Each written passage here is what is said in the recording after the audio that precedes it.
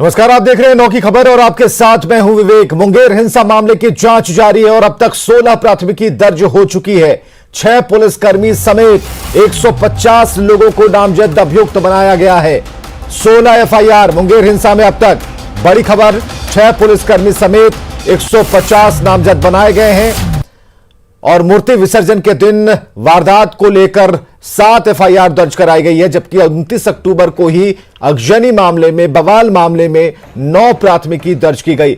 SP Manavjit Singh Dhillon ने बताया कि एफआईआर में शामिल कुमार कृष्ण नाम के व्यक्ति का अभी तक सत्यापन नहीं हुआ है। उन्होंने बताया कि जांच के क्रम में जो भी सबूत सामने आएंगे उसके आधार पर आगे की कार्रवाई होगी। एसपी ने यह भी बताया कि पूरे मामले में जो भी लोग दोषी होंगे उन पर कड़ी कार्रवाई की जाएगी। बनाए नहीं सब कैमरा।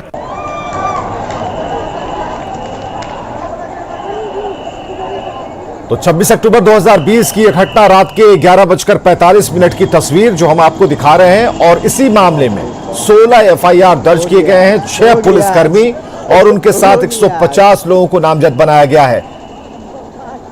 16 एफआईआर दर्ज हो चुके हैं, जिनमें से पुलिस के ऊपर 2 एफआईआर जो हैं जो कि पुलिस की तरफ से ही हुए हैं, और 1 एफआईआर जो मृतक के परिजन हैं जो कि पिताजी हैं अमरनाथ पोद्दार की तरफ से किया गया है, जबकि कुल 3 एफआईआर हैं जो पुलिस कर्मियों के विरुद्ध हुए हैं। शेष एफआईआर हुए हैं जो उपद्रवी थे, उनमें से बहुत से ज्ञात एफआईआर हैं और कुछ उसमें से नेम्ड। एक जो एफआईआर हुआ है इसमें कुमार कृष्ण नाम के एक व्यक्ति जिसका कि अभी तक सत्यापन नहीं हुआ है, उसका हम लोगों ने जो सूत्रों के हवाले से जो आइडेंटिफिकेशन किया गया है उसको एफआईआर में उसका नाम दिया गया है और अब उसकी सत्यापन की कार्रवाई चल रही है।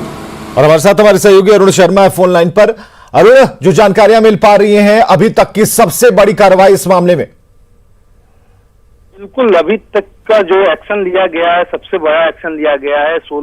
16 मामले, इस मामले को लेकर 16 एफआईआर दर्ज करवाए गए हैं तथा मगध आयुक्त को जांच का जिम्मा दिया गया है। उनको कहा गया कि 7 दिनों के अंदर आप अपने जांच को सबमिट करें। तो लगभग लगता है कि 16 मामले में जो है 150 लोग हैं। 6 पुलिस के जवान हैं जिन्होंने घटना में शामिल हुआ। ये घटना में उनका नाम आया, सबके नाम को लेके प्राथमिकी की गई है। जी चलिए, बहुत बहुत शुक्रिया इन तमाम जानकारियों के लिए।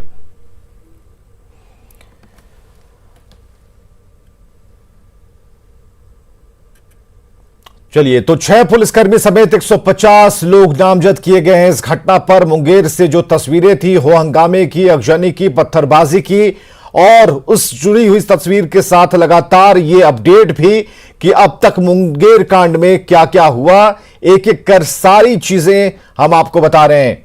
तो दोषियों पर कड़ी कार्रवाई होगी, ये कहना है एसपी का, और जो अधिकारी होंगे उनके ऊपर भी कार्रवाई होगी, उनसे पूछताछ होगी।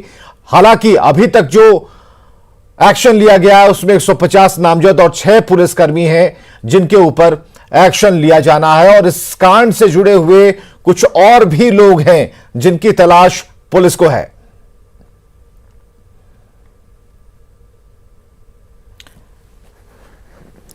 तो मुंगेर गोलीकांड में मारे गए अनुराग पोद्दार के परिजनों से केंद्रीय स्वास्थ्य राज्य मंत्री अश्विनी चौबे ने मुलाकात की है। केंद्रीय मंत्री ने पीड़ित परिवार को भरोसा दिलाया है कि इस मामले की उच्च स्तरीय जांच कराकर दोषी पुलिस अधिकारी और कर्मियों के खिलाफ हत्या का मुकदमा दर्ज होगा। फास्ट ट्रैक कोर्ट में मामले की सुनवाई होगी।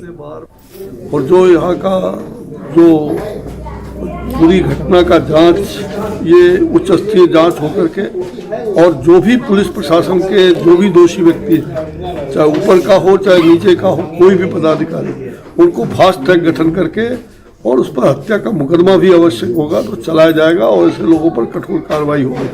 और सचमुच ये परिवार आज उजड़ गया, मैं देख रहा हूँ। इधर 26 अक्टूबर को मुंगेर गोलीकांड मामले में कोतवाली थाने में कांड संख्या 312/20 दर्ज किया गया और प्राथमिकी में लाठीचार्ज करने वाले सिपाही भास्कर झा, सिपाही विजेंद्र सिंह, सिपाही विकास कुमार, सिपाही मोहन कुमार, तो उन सभी आरोपी के नाम हम आपको बता रहे हैं जिन्होंने लाठियां चलाई। विकास कुमार जो सिपाही हैं, इन्होंने लाठी चलाई। इसके अलावा कई और नाम हैं। मोहन कुमार जो कि सिपाही हैं, इन्होंने भी लाठी चलाई। निहत्थे लोगों पर लाठियां भाजी हैं। एएसआई ब्रजेश सिंह का नाम है इसमें, और एक स्थानीय का नाम है जो पुलिस का करीबी बताया जा रहा है। कृष्ण कुमार नाम का यह व्यक्ति शामिल है इस पूरे लिस्ट में। इस आनंद मिश्राज हमारे साथ सीधे जुड़ते हैं उनसे। आनंद, जो जानकारियां और बराबर हम कह रहे हैं कि अब तक की सबसे बड़ी कार्रवाई हुई है, लेकिन इस लिस्ट के अलावा भी एसपी का यह कहना है कि कई और लोग हैं जिन पर शिकंजा कसेगा और कस कर रहेगा।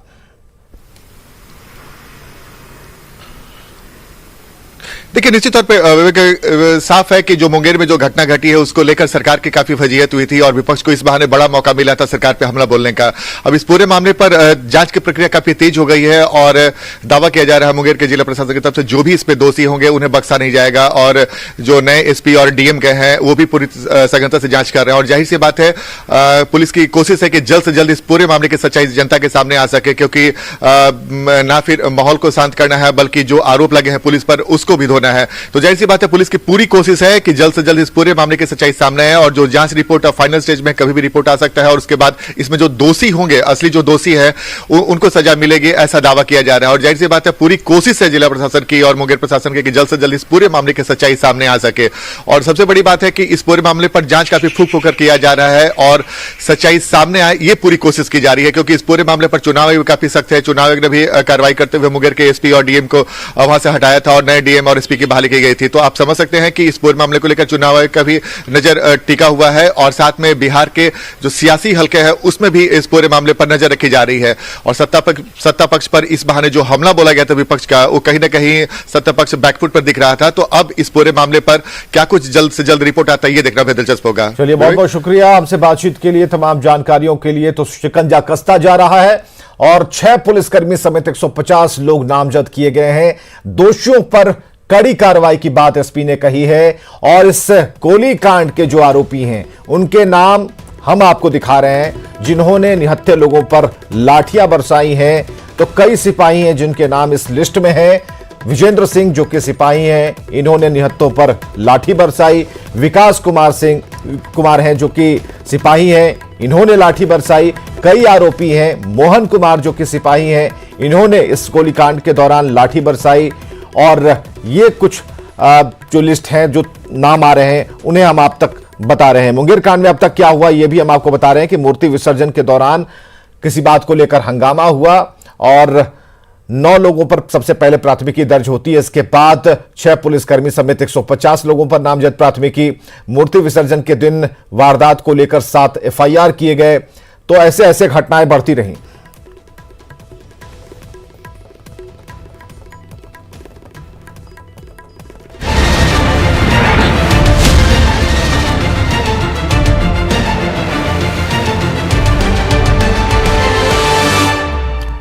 दूसरे चरण की वोटिंग के दौरान पीएम मोदी ने तीसरे चरण के लिए अररिया और सहरसा में चुनावी सभा की। अपने चुनावी सभा में खुले मंच से पीएम मोदी ने साफ कर दिया कि बिहार का मूड इस बार भी एनडीए के साथ है।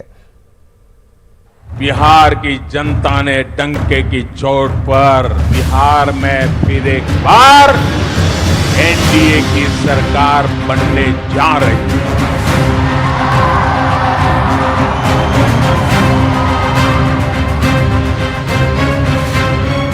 बिहार चुनाव के दूसरे चरण के दिन पीएम मोदी ने सीमांचल और मिथिलांचल में 2-2 सभाएं की। पहली चुनावी सभा पीएम मोदी ने अररिया के फारबिसगंज में की तो दूसरी सहरसा में की। दोनों ही सभाओं में पीएम मोदी ने साफ कर दिया कि इस बार भी बिहार की जनता एनडीए के साथ है। दिनों में बिहार के करीब करीब हर क्षेत्र में गया, जन भावनाओं को देखा है, समझा है। अभी दूसरे चरण के मतदान के जो ट्रेंड मिल रहे हैं उसने तस्वीर बिल्कुल साफ कर दी है। बिहार का जनादेश स्पष्ट है। बिहार में एक बार फिर एनडीए की सरकार बनने जा रही है।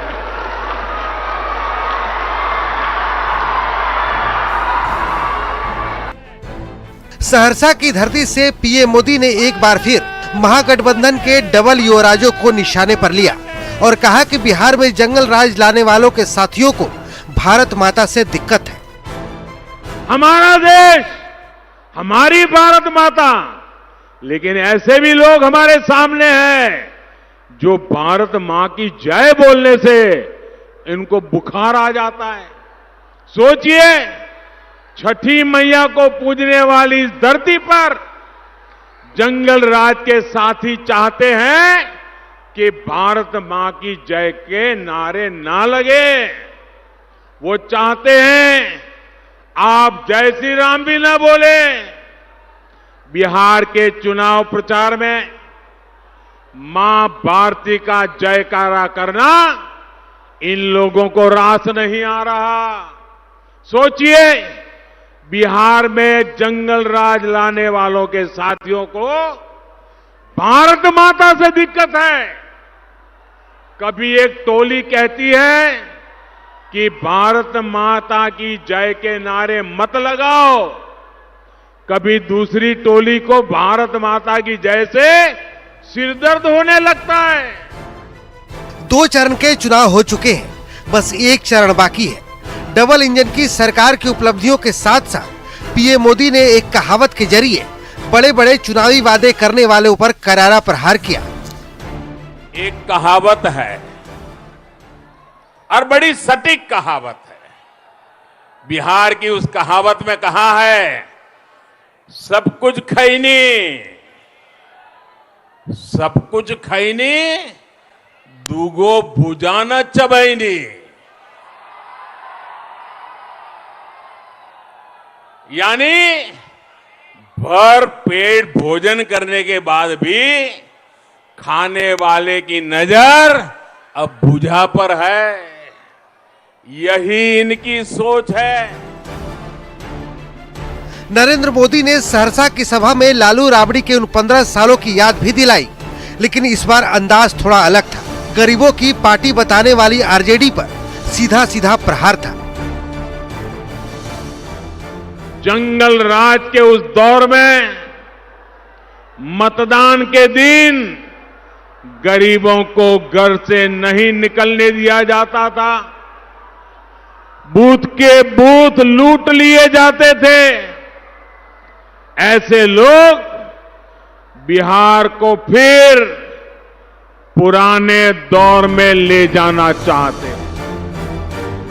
यकीनन पीएम मोदी की ताबड़तोड़ रैलियों से एनडीए को ताकत मिली है, क्योंकि दूसरे चरण में ही चुनावी परीक्षा में पास होने का दावा बहुत कुछ इशारा करता है। Bureau report, news 18 network. और यहां रुकेंगे एक छोटे से ब्रेक के लिए।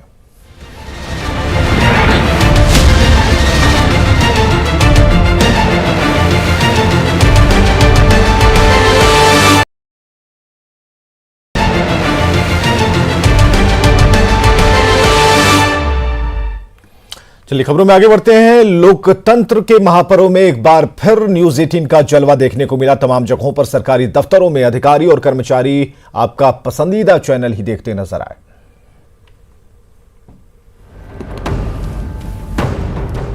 बिहार में लोकतंत्र का महापर्व चरम पर है। पहले चरण की ही तरह दूसरे चरण में भी आपके अपने पसंदीदा न्यूज चैनल पर सरकारी महकमे ने भरोसा जताया है। तभी तो पटना में निर्वाचन आयोग के दफ्तर से लेकर तमाम जिलों के प्रशासनिक दफ्तरों में अधिकारी मतदान के पल पल का अपडेट न्यूज 18 बिहार झारखंड के जरिए ही लेते नजर आए।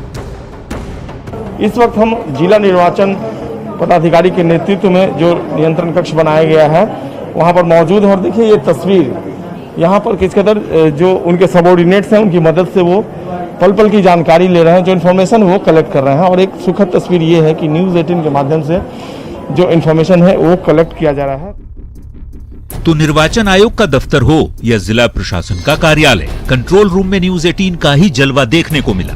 भागलपुर में भी 5 विधानसभा सीटों पर हुए मतदान के पल पल की जानकारी अधिकारी न्यूज 18 बिहार झारखंड से ही लेते हुए नजर आए। हाँ, तो न्यूज 18 पे भी जो हम लोग का न्यूज सब आ रहा है इसके संबंध में, तो उसको हम लोग तुरंत निष्पादित कर रहे हैं। हाँ, फायदा हो रहा है। दरभंगा में भी न्यूज 18 का जलवा देखने को मिला। यहाँ जिला मुख्यालय में बने कंट्रोल रूम में डीएम त्यागराजन खुद न्यूज 18 की खबरों पर संज्ञान लेते दिखे। सभी जगह पर हम लोग लगातार निगरानी रखे हुए हैं, जहां पर भी जो भी शिकायत है उसको देख रहे हैं और किसी प्रकार की अगर असामाजिक तत्वों द्वारा कहीं भी डिस्टर्बेंस करने की कोशिश किया जाएगा तो सख्ती से निपटाया जाएगा। तो इस तरह न्यूज 18 का जलवा पटना से लेकर जिला मुख्यालयों तक देखने को मिला, क्योंकि चुनाव का मतलब ही है न्यूज 18 और मतदान की हर अपडेट की सटीक जानकारी आपको अपने पसंदीदा चैनल पर ही मिलती है। Bureau report, news 18। और यहां रुकेंगे एक और छोटे से ब्रेक के लिए।